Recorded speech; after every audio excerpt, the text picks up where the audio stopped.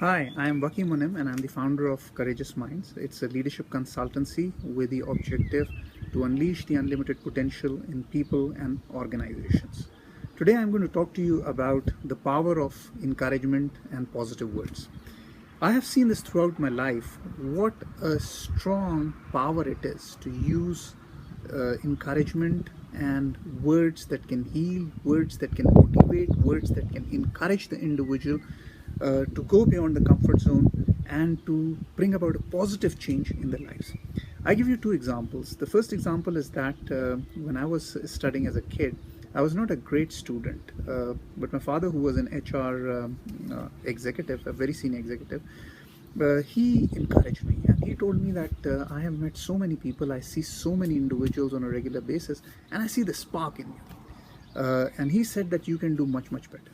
I looked at my grades, I looked at my reports, and I said, well, the reports don't show the level of IQ that my father is talking about, but he's a very smart individual, so I believe him. He said, however, to get to polish your full potential, you need to study. In those days, I used to study only a night before the exams. So I started to study, and then the next year I came fourth out of a class of like 40, 45 students.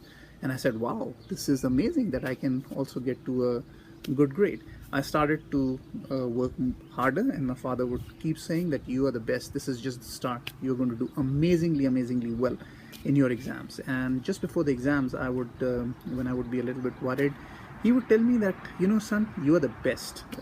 If you can't solve the problem, no one else can. You are the best. Go.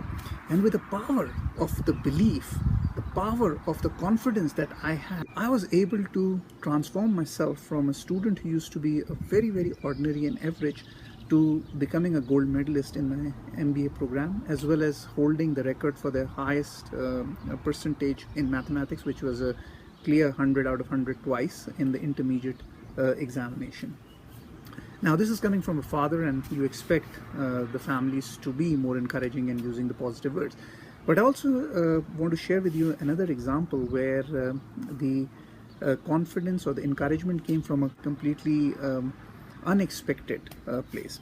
I was transferred to Dhahran in Saudi Arabia in 1995. I was very young at that time. I was in my mid-20s, and the company gave me a very important responsibility. And as I started to settle over there, I went to buy a car. The allowance that was given to me would have bought an average type of an automobile. However, I went into the garage of a Jaguar, as I like the cars, and I saw this XJ, and I really loved it. I knew that there was no way I could afford an XJ, but I sat in it. Then, as I was just enjoying sitting in the car, pressing the buttons and playing with the steering a bit, that a voice came to my ears which said, can I help you? So I immediately got out of the car. I was thinking, like, I don't know if the guy would be angry at me that I cannot afford the car and I'm sitting here in the car and pressing the buttons. So I got out of the car and the guy said, can I help you? And I immediately said, I cannot afford this car. And the individual, he was the manager of the store, and he was an elderly person. He looked at me and he said, listen, I didn't ask you that question. I'm asking you, do you like the car? And I said, I love it. I love it. It's a beautiful car. But I cannot afford to buy this. He looked at me, he put his hand on my shoulder and said, son, I can see it in your eyes. Very soon you're going to be able to buy this car or much better cars.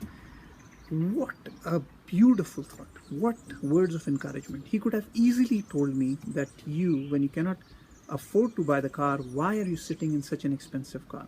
Instead, he gave me the keys and asked me to take a test drive. It was delightful. Imagine a 25-year-old getting to sit in an XJ Jaguar and taking a test drive. And since that day, whenever I go to buy cars, I always think about that salesman. He showed his confidence in my capabilities, and he provided with his words. He balmed my anxieties, and he made me to focus and made me to believe that I will be able to achieve great success in my future. This is how it should be. We should all be providing encouragement to each other. You never know when our words, our kind words, make a difference into the life of someone else. Signing off from Geneva with a thought, take care of yourself,